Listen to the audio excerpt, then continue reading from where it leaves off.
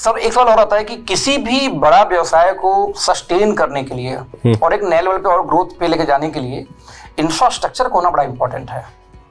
तो सर आपकी प्लानिंग क्या, अभी तक क्या आपने किया, जो किया आपने इतनी जल्दी क्यों किया, और क्या प्लानिंग है फ्यूचर को लेके इंफ्रास्ट्रक्चर को या बिजनेस को बड़ा करने को लेकर के? देखिए, पहली चीज को समझिए, इंफ्रास्ट्रक्चर कई तरह का होता है जी।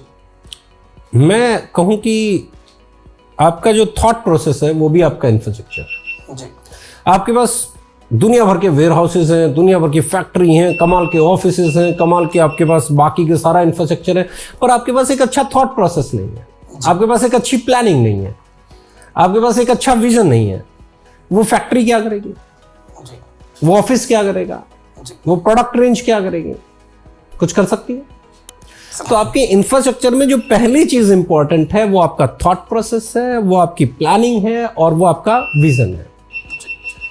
अब आप एक चीज को समझिए, मेरा विजन ये कहता है कि आने वाले समय में एजुकेशन और अवेयरनेस बहुत तेजी से बढ़ेगा। आज आप प्रोडक्ट टू प्रोडक्ट कंपेयर करने की बात करते हो, कल लोग इंग्रेडिएंट टू इंग्रेडिएंट कंपेयर करेंगे। जी बिल्कुल सही है। आपको नहीं लगता ऐसा होगा? जी। जब आपके बच्चे बड़े होंगे तो आपको क्या लगता है वो क्या कंपेयर करेंगे? प्रोडक्ट, ब्रांड नेम या इंग्रेडिएंट?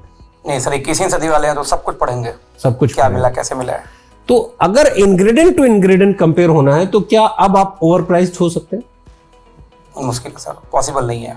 कंपिटिटिव प्राइस, हाँ, क्योंकि वो ऑनलाइन वाले हैं ना, वो सब कुछ खोज खर्च के आएंगे, तो इसका मतलब कंपिटिटिव प्राइस होना पड़ेगा। Exactly sir, exactly. इसे समझिएगा। जी बिल्कुल सही है। दूसरी चीज क्या है, इंफ्रास्ट्रक्चर डिजिटली भी और फिजिकली भी दोनों ही चाहिए, क्योंकि प्रोडक्ट है, डिजिटली कुछ नहीं हो सकता, आपको फिजिकल बनाना भी पड़ेगा।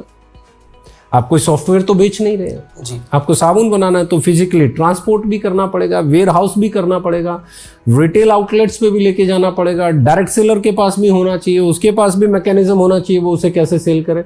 तो इंफ्रास्ट्रक्चर इज वेरी इंपॉर्टेंट, और यही कारण है कि 5.25 साल में हमने जितना फोकस प्रोडक्ट को डेवलप करने पे दिया है उससे इक्वल या उससे ज़्यादा हमने जो फोकस किया है वो इंफ्रास्ट्रक्चर को डेवलप करने में किया है। चाहे वो वेयर हाउसेज हैं, चाहे वो हमारी आरपीयूसी हैं, चाहे वो हमारे डिलीवरी एंड पिकअप सेंटर हैं, चाहे वो रीजनल हमारे डिलीवरी एंड पिकअप सेंटर हैं, चाहे वो हमारे ओके कॉर्नर हैं, चाहे वो हमारा ऑफिस है, चाहे वो अब हमारा रीजनल ऑफिस गुवाहाटी में बनने वाला है।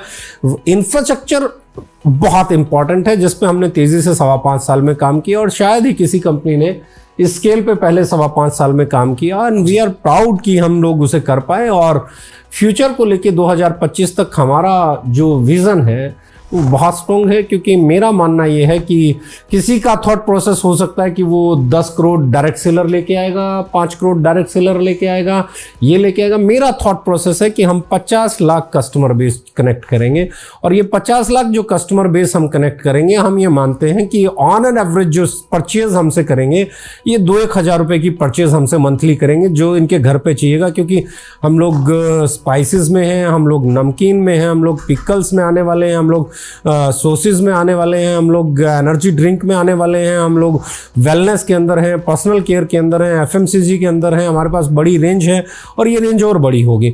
तो मेरा मानना ये है कि कोई 200 रुपये का खरीदेगा, कोई 5,000 7,000 का भी खरीदेगा, ऑन एन एवरेज आपकी 2,000 की सेल होगी। तो हमारा टारगेट है 2025 हम एटलीस्ट 50 लाख कस्टमर बेस के साथ जाएं, और इसके लिए मुझे नहीं लगता कि हमें डिस्ट्रीब्यूटर बेस को लाखों करोड़ों तक ले जाने की जरूरत है। बहुत कम डिस्ट्रीब्यूटर बेस के साथ, बहुत कम डायरेक्ट सेलर्स के साथ हम इस टारगेट को अचीव कर सकते हैं। बेचने वाले कम रहेंगे, खरीदार ज्यादा रहेंगे, तभी बेचने वाले ज्यादा से ज्यादा मुनाफा कमा पाएंगे। बेचने वाले बहुत ज्यादा हो जाएंगे, खरीदार इतने से रह जाएंगे, तो बेचने वालों के हिस्से क्या आएगा? अभी क्या हो रहा है, बेचने वाले बहुत ज्यादा हैं, खरीदने वाले बहुत कम है, बेचने वाले के हिस्से कुछ नहीं आ रहा है, लेकिन कंपनी कमा रही है, क्योंकि सारे बेचने वाले भी खरीदार बन जाते हैं। सारे तो खर नहीं बनते, कुछ एक उनमें से बन जाते हैं, कुछ एक खरीदार होते हैं। तो कंपनी तो इन टोटलिटी कमा लेती है, लेकिन सेक्रीफाइस ये लोगों को जोड़ जोड़ के बड़ी बेचने वालों की भीड़ बना के प्रॉफिट किसका बट रहा है? बेचने वाले का। जी बिल्कुल सही है। तो बेचने वाले कम रहे और खरीदार ज्यादा रहे तो बेचने वालों का मुनाफा ज्यादा होगा। बेचने वाले ज्यादा हो गए और खरीदार कम है तो बेचने वालों को मुनाफा कम होगा। ये सिंपल सा गणित है, लेकिन साहब बहुत सारे लोगों के गले से नीचे उतरेगा नहीं। क्यों? क्योंकि उनके हित कहीं जुड़े हुए हैं और ये बात उन हितों के खिलाफ लगेगी उन्हें। वो इस पे भी बोलेंगे अरे ये तो कस्टमर सेंट्रिक हो रहे हैं। यस सर, हम कस्टमर सेंट्रिक हो रहे हैं, और जहां ग्राहक है ना वहीं बिजनेस है, और जहां बिजनेस है ना वहीं कमाई है, और जहां कमाई नहीं है ना साहब वहां ग्राहक भी नहीं है। ग्राहक है ही नहीं तो कमाई कहां से लाओगे, और आप कब तक टिकोगे? किसी को 5 साल के बाद कंपनी बदलनी पड़ेगी, किसी को 10 साल के बाद, किसी को 15 साल के बाद।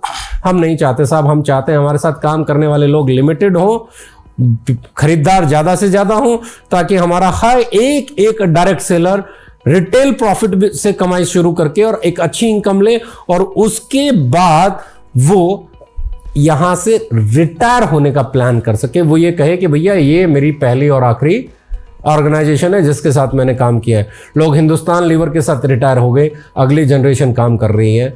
लोग प्रॉक्टर एंड गैम्बल के साथ रिटायर हो जाएंगे, लोग डाबर के साथ रिटायर हो जाएंगे, लोग बैद्यनाथ के साथ रिटायर हो जाएंगे, लोग किसी डायरेक्ट सेलिंग कंपनी के साथ रिटायर हो जाएंगे। तब जाके मुझे लगेगा कि वो ऑब्जेक्ट पूरा हुआ, ये इंडस्ट्री सही दिशा में जा रही है। और ये तब ही पॉसिबल है जब खरीदार ज्यादा हो और बेचने वाले परसेंटेज वाइज, रेशियो वाइज कम।